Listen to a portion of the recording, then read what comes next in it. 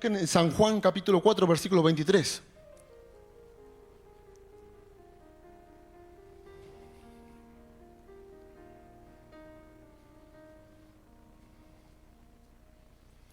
Lo leo porque quiero ir lo más rapidito posible, a pesar que no tengo... Me apunté con el celular para más o menos tener una guía, porque no encontré... Dice la Biblia en el libro de San Juan, capítulo 4, 23, mas la hora viene y ahora es cuando los verdaderos adoradores adorarán al Padre en espíritu y en verdad. Porque también el Padre tales adoradores busca que le adoren. Amén. En este versículo podemos ver que hay ciertas palabras que yo creo que son las que marcan la tendencia de este versículo. Adoradores, Padre, Espíritu, y esto quiero que quede claro, yo sé que muchos de ustedes lo saben. La palabra Espíritu aquí está hablando del Espíritu, lo nuestro, no el Espíritu Santo. En verdad, son palabras que a mí me marcan la tendencia hacia dónde, qué es lo que me quiere Dios hablar por medio de este versículo. Ahora voy a tratar de ir bien rapidito. Mas la hora viene y ahora adorarán al Padre los verdaderos adoradores en espíritu y en verdad.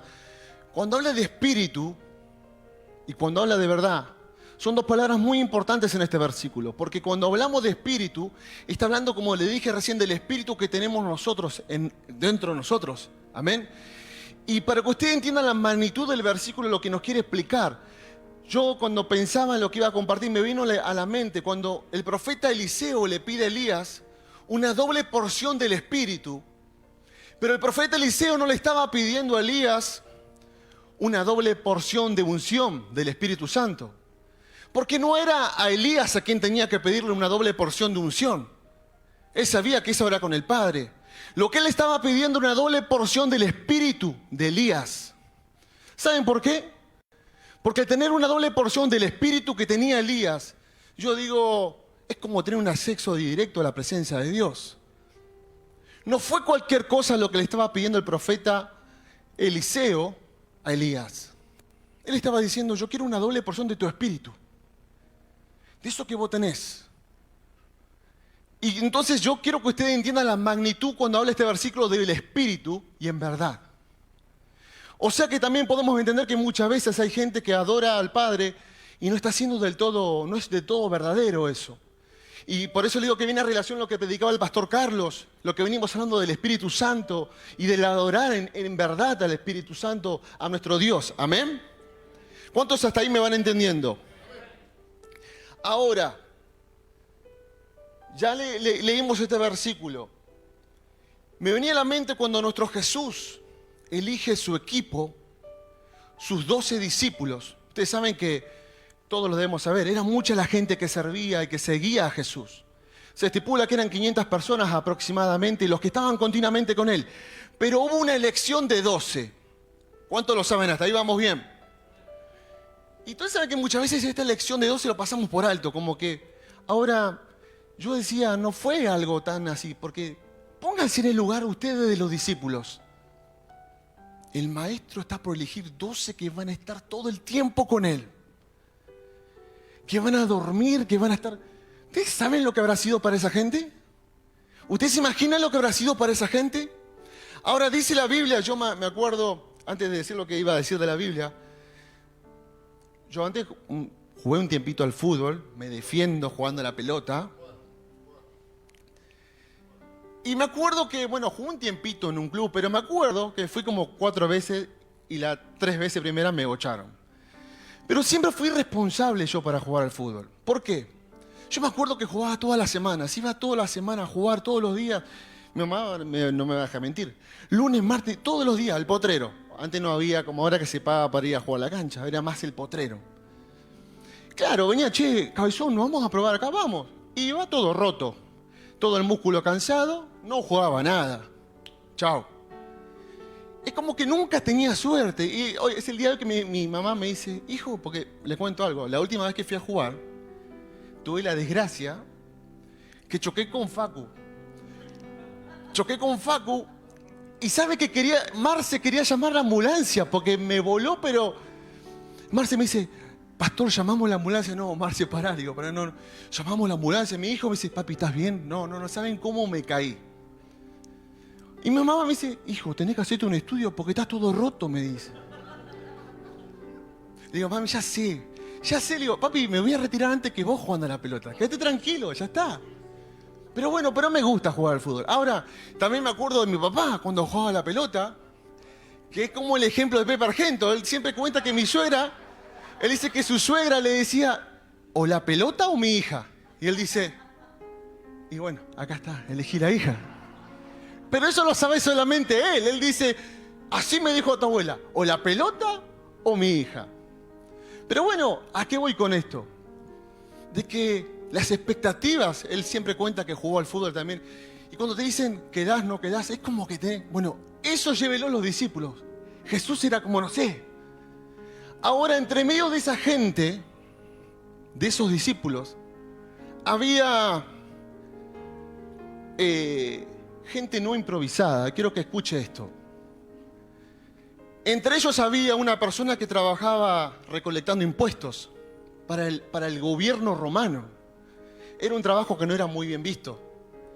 Entre medio de esos discípulos había uno que estaba en la parte de finanzas, tesorero. Ustedes saben, muchos no lo saben, yo trabajo en una casa de cambio y le cuento algo que me pasó hace unos días. Viene uno y me dice, ¿cómo, o sea, vos que sos un profesional de las monedas extranjeras, me dice, vos que sos un profesional, ¿cómo te das cuenta de un dólar si un euro es falso? Y le digo, bueno, Claro, me sentí recontra, pero me infló el pecho.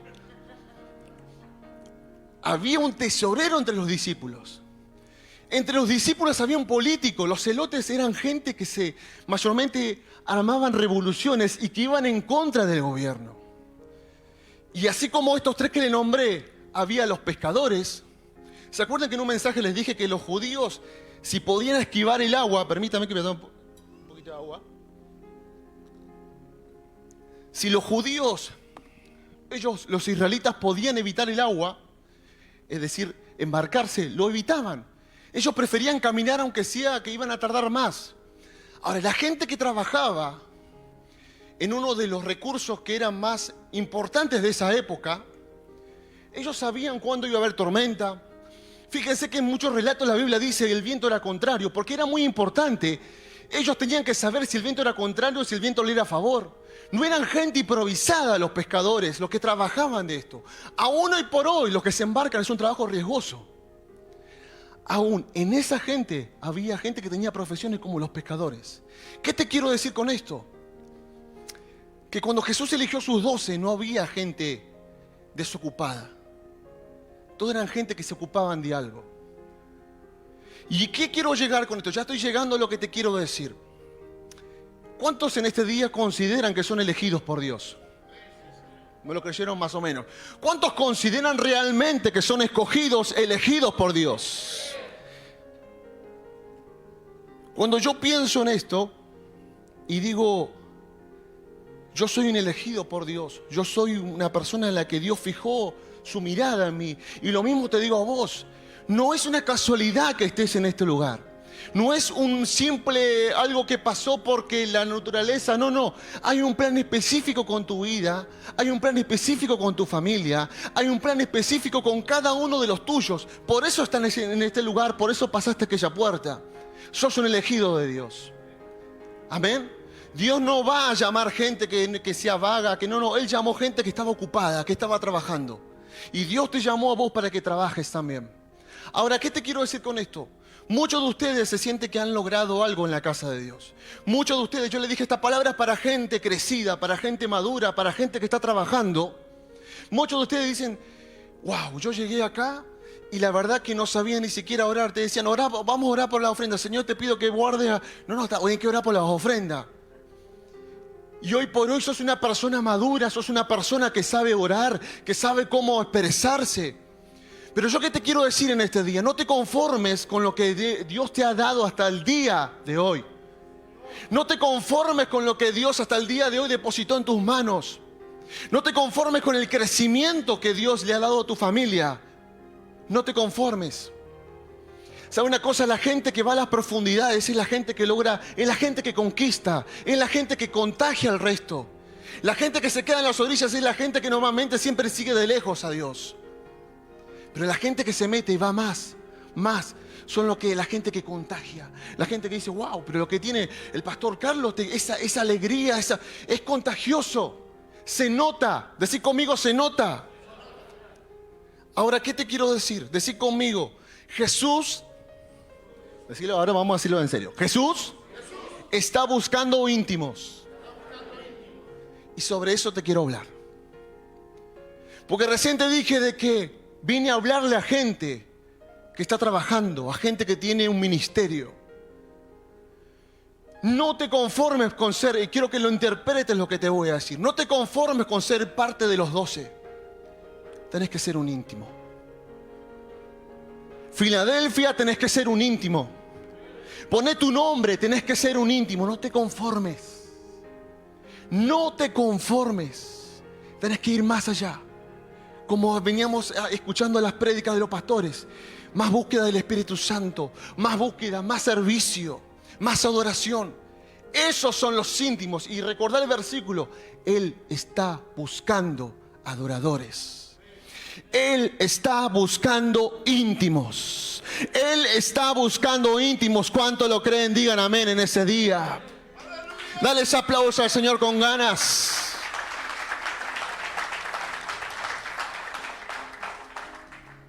Ahora, en el libro de San Lucas, no voy a leer, San Lucas 8:40 al 56, lo que apuntan, si quieren lo pueden apuntar, después lo leen. Es la historia de la hija de Jairo y la mujer que tocó el borde del manto de Jesús. Una historia que el pastor lo predicó un montón de veces. ¿Sabe una cosa? Esta historia no es una historia más. Decid conmigo, no es una historia más. Y ya te voy a decir por qué. Más allá que es una historia que se divide en dos historias. Porque una mujer se acercó y tocó el borde del manto de Jesús. Pero yo te quiero hablar de la otra historia, de esta historia. Valga la redundancia. Cuando Jairo, para que ustedes entiendan, era una persona muy importante de esa época. Era un principal de la sinagoga. Era una persona pública, una persona que estaba constantemente a la vista de todos. Cuando muere su hija, quiero que escuche esto porque yo había pensado una cosa y después dije, no era así.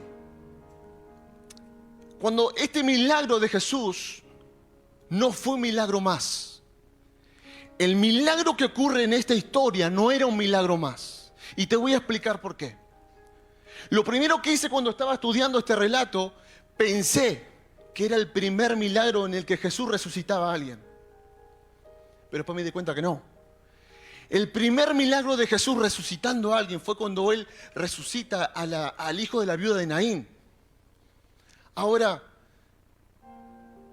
la hija de Jairo no era un milagro más. ¿Ustedes se imaginan la repercusión que iba a tener si la gente se enteraba? ¿Se enteraron de lo que pasó? Fíjense que ustedes después lean el relato, léalo. Cuando apenas todo, murió la hija. Y Jesús dice, tranquilo, duerme, tranquilo. Jesús sabía que había muerto la hija. Jesús sabía que la hija de Jairo había muerto. Y más allá de que Jesús sabía de que el milagro iba a completarse, Él agarra y dice, ¿saben por qué? Porque no era la hora. Ustedes recuerden en los relatos y los milagros de Jesús, las veces que los demonios, hijo de... ¿Y qué hacía Jesús? Shh, enmudece. No era la hora de revelarse de quién era verdaderamente. Todavía no se había cumplido su hora. No era el momento todavía. Ahora dice la palabra de Dios que cuando Jesús entra a la casa de Jairo, ¿con quién entró? Recuerden que le dije, no fue un milagro más. Con Pedro, Juan y Jacobo. Estos tres eran los íntimos del maestro. Ahora, después léelo, en el versículo de Lucas 9:28, otro relato importantísimo, la transfiguración. El Hijo de Dios hasta ese momento, como te dije recién, no se había dado a conocer con todo su poder. Cuando Él sube a ese monte, dice que su ropa resplandece. ¡Wow! Dice que su ropa resplandecía blanca, su rostro cambió. ¿Y saben quiénes fueron los que vieron la gloria del Hijo de Dios? Pedro, Juan y Jacob, los íntimos. Ahora, el último que te quiero dar como ejemplo, San Mateo 26, 36 al 38. Después léalo, apúntelo si quiere.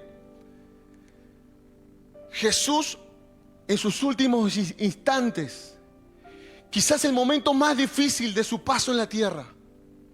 Esto es algo que a mí me rompe. Cada vez que hablo de este tema es como que me quebranta un poco. Cuando él ora en Getsemaní, que era mayormente el lugar donde él siempre se iba a orar, él agarra y dice, vamos, estaba con los 12. Una aclaración muy importante para que entiendas la importancia que él está buscando íntimos. Yo no sé si en Filadelfia en este día hay gente que diga, yo quiero ser un íntimo. Levanta tu mano al cielo, yo quiero ser un íntimo. Que lo digas con tu corazón. Cuando Jesús le dice, espérenme acá, vamos, se fue con sus íntimos. Y hay una parte que a mí me quebranta, que es cuando Jesús le dice, orando, Padre, si es posible de mí paz, que pase esta copa. Ustedes saben que esta frase de que pase de mí esta copa no es una frase común para pasarla por alto tan fácil. En los tiempos antiguos, mayormente los pactos por un terreno, por un esclavo, por lo que sea, se hacía por medio del pacto de una copa. Es decir, la persona tomaba tu copa y vos tomabas la copa del otro. Cuando Jesús le dice esto al Padre, ¿saben lo que le estaba diciendo? Yo sé que está pactado. Yo sé que vine con este fin. Yo sé que vine con este propósito. Pero si es posible que pase este instante de mí. Porque el Padre estaba sintiendo, ya estaba sintiendo en su corazón. Hace poco el pastor Carlos lo predicó también. Él estaba diciendo que pase de mí esto, pero que se haga tu voluntad. Iglesia Filadelfia, nuestro Padre está buscando íntimos. Iglesia Filadelfia, nuestro Padre está buscando íntimos. Él está buscando gente que le adore en espíritu y en verdad. Él está buscando gente que le adore con su servicio. Él está buscando gente que le adore en su casa con su testimonio, no solamente de palabras. Él está buscando íntimos. No te conformes con lo que lograste hasta el día de hoy. Sí creciste en las cosas de Dios. Oh, sí que creciste. Y créanme, yo vine a este lugar hace un tiempo y veo que la gente no veo lo mismo que eran antes. Pero esa es una cosa, hay más de Dios para tu vida. Dios te dice, yo quiero que seas un íntimo. Porque realmente los íntimos son los que conocen la revelación del Padre. ¿Cuánto me creen? ¿Cuántos están entendiendo lo que les estoy diciendo? Por último, no quería extenderme mucho.